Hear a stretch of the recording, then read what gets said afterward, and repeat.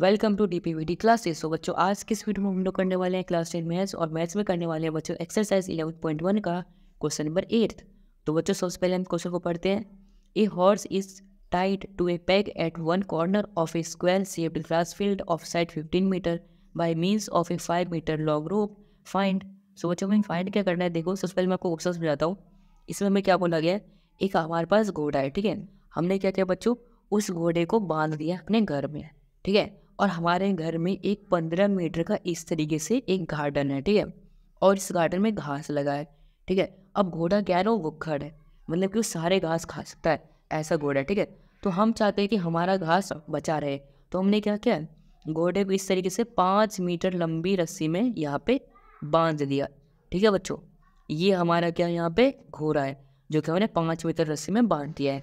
अब ये घोड़ा ज़्यादा से ज़्यादा कितना खा पाएगा, यहाँ तक 5 मीटर दूर तक जाएगा, फिर यहाँ तक खा लेगा और यहाँ तक खा लेगा, उससे ज़्यादा तो खा नहीं पाएगा आगे, है ना बच्चों।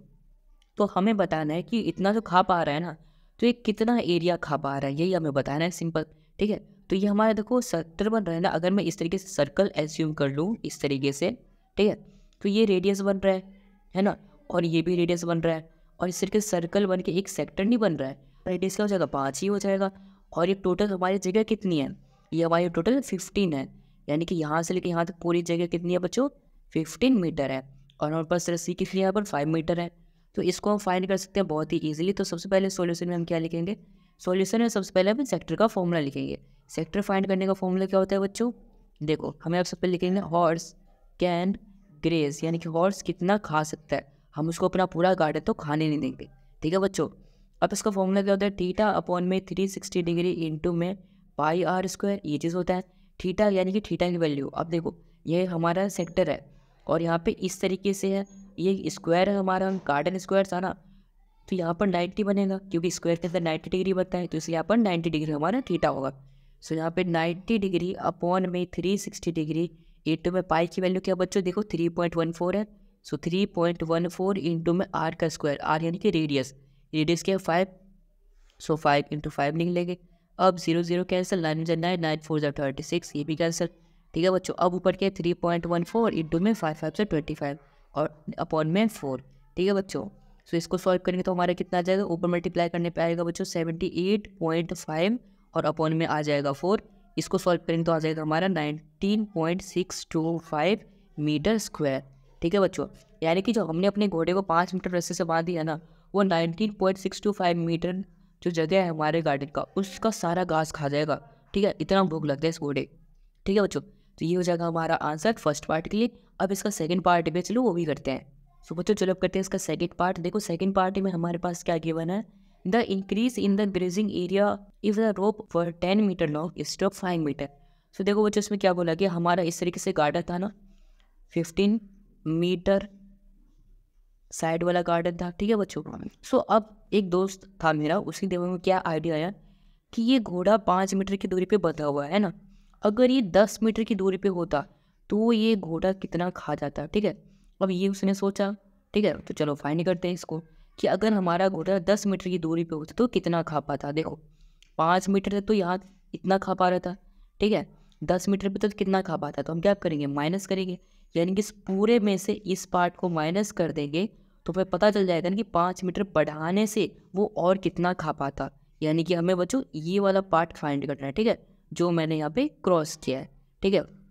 तो अब देखो इसको कैसे फाइंड करेंगे, सबसे सिंपल है, पहले बड़े वाले सेक्टर का एरिया निकाल लो, उसमें से छोटे वाले सेक्टर को माइनस कर दो, तो ये वाला पार्ट बच जाएगा, है ना। और यहाँ पे 90 डिग्री है। तो बच्चों सबसे पहले हम सॉल्यूशन में क्या लिखेंगे, देखो यहाँ पे लिखेंगे बच्चों सबसे पहले एरिया ऑफ बिग सेक्टर, जो बिग सेक्टर है उसका हम एरिया निकाल लेंगे, उसमें से माइनस कर देंगे area of small sector, small sector, ठीक है बच्चों। अब देखो area of big sector, sector निकालने का फॉर्मूला क्या होता है बच्चों, थीटा अपॉन में 360 डिग्री इंटू में पाई आर स्क्वायर, माइनस कर देंगे बच्चों स्मॉल सेक्टर का, स्मॉल सेक्टर का भी यही फॉर्मूला हो जाएगा, थीटा अपॉन में 360 डिग्री इंटू में पाई आर स्क्वायर, ठीक है बच्चों। अब देखो थीटा की वैल्यू क्या है 90, सो 90 अपॉन में 360 डिग्री इंटू में पाई, पाई क्या बच्चों 3.14 इंटू में आर यानी कि रेडियस, हम बड़े सेक्टर के निकाल रहे हैं, तो बड़ा का क्या हो जाएगा 10 तक हो जाएगा, 10 मीटर तक। सो 10 इंटू 10 माइनस में थीटा अपॉन में 360 डिग्री, थीटा क्या 90 अपॉन में 360 डिग्री इंटू में पाई की वैल्यू थी अब तो 3.14 इंटू में आर का स्क्वायर, यानी कि हम छोटे की बात कर रहे हैं, छोटा क्या यहाँ पर 5 तक ही है, सो 5 इंटू 5 हो जाएगा। ठीक है बच्चों, अब इसको सॉल्व करते हैं, 0 से 0 कैंसिल हो जाएगा, 9 हो जाए 9, 9 4 जा 36, यहाँ पर भी 0 से 0 कैंसिल, 9 हो जाए 9, 9 4 जा 36। ठीक है बच्चों, आई होप आपको यहाँ तक समझ में आया होगा। अब बच्चों देखो यहाँ पे ये 2 2 जा 4 और 2 5 जा 10, इस तरीके से कैंसिल हो जाएगा, यहाँ पर भी 2 1 जा 2 और 2 5 जा 10, ये भी कैंसिल हो जाएगा। ठीक है, अब देखो ऊपर में 3.14 इंटू में 5 इंटू 5 है और अपॉन में कुछ भी नहीं है, सो 3.14 इंटू में 5 इंटू 5 हो जाएगा 25। ठीक है, 25 इंटू में 3.14 करेंगे तो हमारा आंसर आ जाएगा 78.5। ठीक है, यहाँ पर फिर माइनस और यहाँ पर क्या है बच्चों 1/4 और यहाँ पे 3.14 इंटू में 25 है, सो 3.14 इंटू में 25 अपॉन में क्या है बच्चों 4। ठीक है, इसको सॉल्व करते हैं, 3.14 इंटू में 25 करेंगे तो हमारा आंसर आ जाएगा बच्चों, आ जाएगा बच्चों 78.5 और अपॉन में 4 है तो 4 रखेंगे। ठीक है, अब नेक्स्ट स्टेप में देखो बच्चों 78.5 में से माइनस कर देंगे इसको 4 से डिवाइड करके, तो इसको 4 से डिवाइड करेंगे 78.5 को तो हमारा आंसर आ जाएगा 19.625 और 78.5 में से माइनस कर देंगे बच्चों 19.625 तो हमारा आंसर आ जाएगा 58.875 मीटर स्क्वायर। ठीक है बच्चों, यानी कि जो हमारा घोड़ा था अगर हम उसको 5 की जगह 10 मीटर वाली रस्सी से बांधते तो वो इतना एक्स्ट्रा घास खा पाता। ठीक है बच्चों, सो आई होप बच्चों आपको एक्सरसाइज 11.1 का क्वेश्चन नंबर 8 का फर्स्ट पार्ट ऊपर और सेकंड पार्ट नीचे, ये दोनों पार्ट आया होगा अच्छे से समझ में।